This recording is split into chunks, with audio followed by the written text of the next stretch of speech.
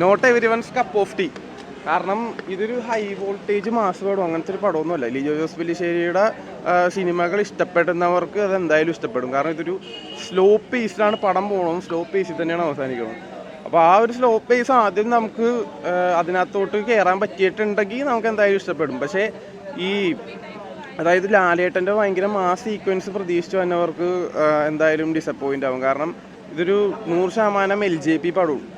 പുള്ളി അതായത് ഒരു സ്റ്റാർ വന്നേ പിന്നെ കോംപ്രമൈസ് ചെയ്യാനോ അങ്ങനെ ഒന്നും ചെയ്യാൻ നിന്നിട്ടില്ല.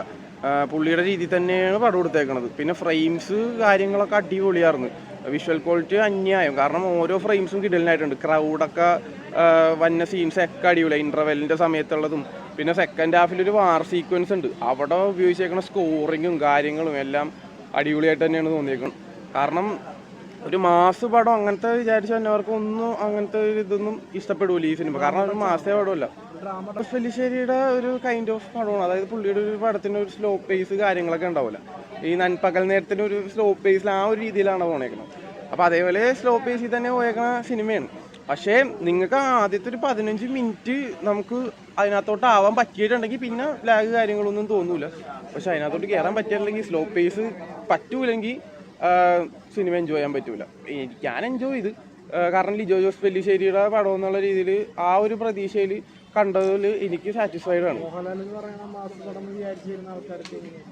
ലാലേട്ടൻ്റെ മാസ് പടവും പഞ്ച് ഡയലോഗും വിചാരിച്ചു വന്നവർക്ക് ഡിസപ്പോയിൻമെൻ്റ് ആയിരിക്കും, അത് ഉറപ്പാണ്. കാരണം അങ്ങനത്തെ ഒരു സീക്വൻസും ഇല്ല. എന്നാൽ ഫൈറ്റ് കാര്യങ്ങളൊക്കെ ഉണ്ട്.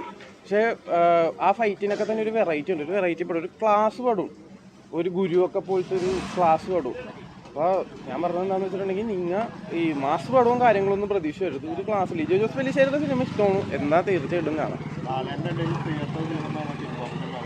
ടിനു പാപ്പച്ചൻ പറഞ്ഞ പോലെ അതായത് ഇൻട്രോ ഒക്കെ നോർമൽ ഇൻട്രോ ആണ്, സിമ്പിൾ ഇൻട്രോ ആണ്. പിന്നെ ഫൈറ്റ് സീക്വൻസിലാണെങ്കിൽ ഒരു വെറൈറ്റി ഉണ്ട്. അല്ലാണ്ട് മറ്റേ ഹൈ വോൾട്ടേജ് ആയിട്ടുള്ള ഫൈറ്റ് കാര്യങ്ങൾ അങ്ങനത്തെ സംഭവമൊന്നും അല്ല. പക്ഷേ തിയേറ്ററിൽ എൻജോയ് ചെയ്തിട്ടുണ്ടെങ്കിൽ ലാലേട്ടനെ വേണ്ട രീതിയിലാണ് പ്രസൻറ്റ് ചെയ്തേക്കുന്നത്. ലാലേട്ടൻ്റെ പെർഫോമൻസും നല്ലതാണ്. എന്തായാലും ലിജോ ജോസ് പെല്ലിശ്ശേരിയുടെ സിനിമകൾ ഇഷ്ടമുള്ളവർക്ക് എന്തായാലും വന്ന് കാണാം. കുഴപ്പമില്ലായിരുന്നു. അത്യാവശ്യം നമുക്കൊരു വ്യത്യസ്തമായൊരു LJP പടം. പിന്നെ ഒരു സെക്കൻഡ് പാർട്ട് പടത്തിന് എക്സ്പെക്റ്റ് ചെയ്യാം. ക്ലൈമാക്സിലാണ് നമുക്ക് റിവീൽ ചെയ്യുള്ളൂ. അത് ആ രീതിയിൽ നമുക്ക് തോന്നി. പിന്നെ വിഷ്വലി ഭയങ്കര ബ്യൂട്ടിഫുള്ളാണ് പടം കണ്ടിരിക്കാൻ. പിന്നെ വേറെ അല്ല മാസ് പടമല്ല.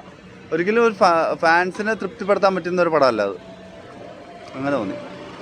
ഒരു ഔട്ട് ആൻഡ് ഔട്ട് മാസ് പ്രതീക്ഷ വരുന്നത് ഒരു പക്ക ക്ലാസിക്കിൽ എടുത്ത് വെച്ചേക്കുന്നത്. ഫ്രെയിംസൊക്കെ വളരെ ബ്യൂട്ടിഫുൾ ആണ്. രാത്രിയും പകലൊക്കെ വരുമ്പോൾ ശരിക്കും നമുക്കത് ഫീൽ ചെയ്യാൻ പറ്റും. പിന്നെ പോസിറ്റീവ്സ് എന്ന് പറയുകയാണെങ്കിൽ ഇതിൻ്റെ മേക്കിംഗ്, ഫ്രെയിംസ്, ഓരോ ഷോട്ട്സ്, ലോങ് ഷോട്ടൊക്കെ ഉണ്ട്. പിന്നെ പക്ഷേ സ്ലോ പേസ്ഡ് ആണ്, സ്ലോ കുക്ക് മൂവിയാണ്. മോഹൻലാലിന് കൊടുത്ത റോൾ പുള്ളി അടിപൊളിയായിട്ട് ചെയ്തിട്ടുണ്ട്. ബട്ട് ഒരു ഔട്ട് ആൻഡ് ഔട്ട് മാസ് പ്രതീക്ഷ വരരുത്. ഒരു LJP പടം അത്രയും വേണം. ഒരു ക്ലാസിക് ടച്ച് മൂവി. എന്നിലെ പ്രശ്നം ഒരു ഓക്കേഷാണ്. ബട്ട് ഞാൻ പടം എന്ന രീതിയിൽ ഇറ്റ്സ് ഓക്കെ. പിന്നെ not every one's cup of tea. ഇത് എല്ലാവർക്കും ഇഷ്ടപ്പെടണമെന്നില്ല. തിയേറ്ററോളം എത്രയോളം വിജയമാവുമെന്നും എനിക്കറിയില്ല. ഒരു ക്ലാസിക് മൂവി കാണാനായിട്ട് നിങ്ങൾക്ക് എന്തായാലും ഡയറക്റ്റ് എടുക്കാം. മലയാള സിനിമയ്ക്ക് ഇതൊരു പുതുമയായിരിക്കും, ഒരു ഡിഫറെൻറ്റ് രീതിയായിരിക്കും.